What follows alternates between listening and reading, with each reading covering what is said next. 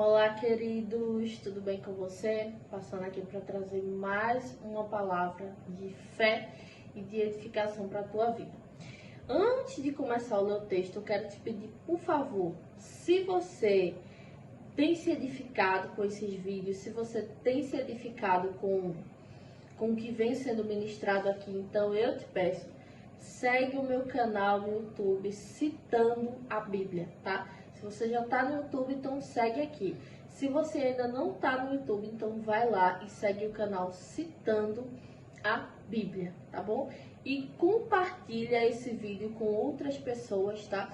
Para que elas também sejam edificadas, tá? Eu conto com você para a gente espalhar essa edificação aí na vida de outras pessoas, tá bom?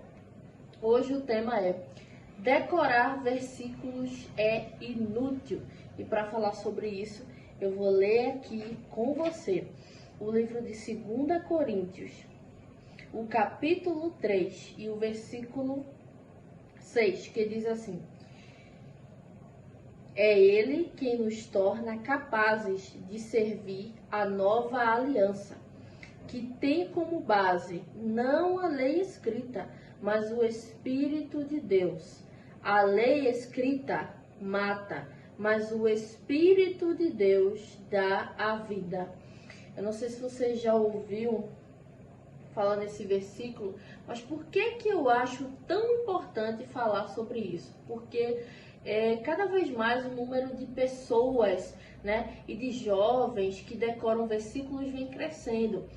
Até porque a Bíblia ela é bem comum, não só para aquele que se declara cristão, não só para aquele que é cristão, mas também para aquele que é ímpio. Existem muitas pessoas que não professam uma fé direta com Deus, mas ela gosta de ler a Bíblia, mas ela gosta de meditar na Bíblia, mas ela gosta de refletir a respeito dos ensinamentos de Deus, né? E há textos que são tão citados, são tão repetitivos, né, que acaba que não consegue fugir da nossa cabeça, né? Como, por exemplo, o livro de João, capítulo 3 e o versículo 16, né? Que até quem é incrédulo, até muitos incrédulos sabem o que está escrito, que é porque Deus amou o mundo de tal maneira, dentre outros, né? E é muito comum, durante uma pregação ou outra, você ver muitas pessoas que estão ministrando ali citarem diversos versículos bíblicos e até pessoas chegarem ao ponto de usarem isso como uma forma de que conhece mais a Bíblia. Olha, eu sei vários versículos decorados, eu tenho vários versículos em mente. Tem pessoas que até se exaltam por conta disso. Mas eu vou explicar para você. Por que é inútil decorar versículo? Porque quando um versículo ele se torna muito repetitivo a ponto de ficar na boca do povo, ou a ponto de ficar popular, isso tem uma grande chance de se tornar um grande problema. Por quê?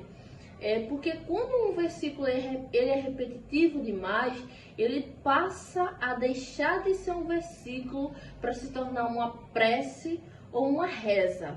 Por que o Salmo 23 é aberto, né?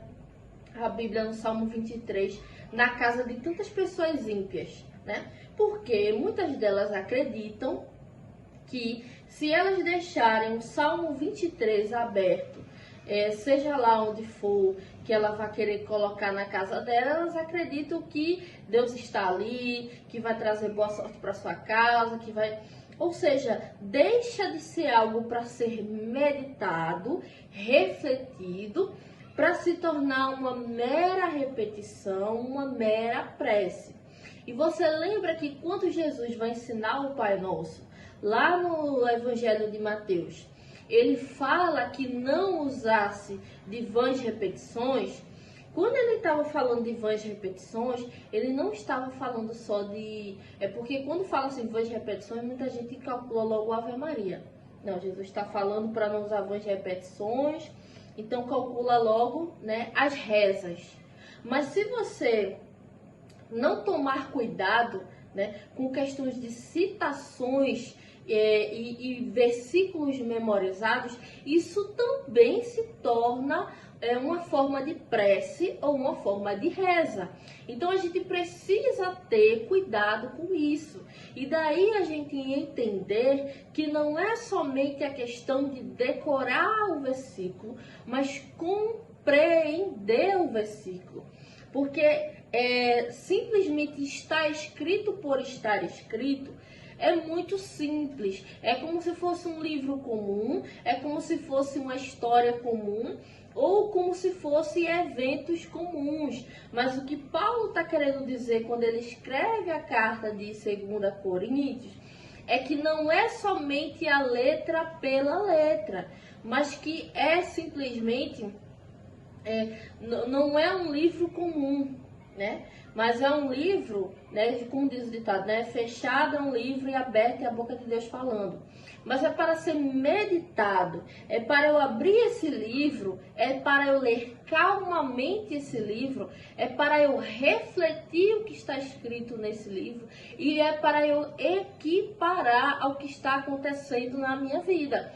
Por exemplo, quando eu abro o Salmo 23, que está escrito: Senhor meu pastor e nada vai me faltar, não quer dizer necessariamente que é porque Deus é meu pastor e nada vai faltar na minha vida, porque muitos não têm o Senhor como pastor.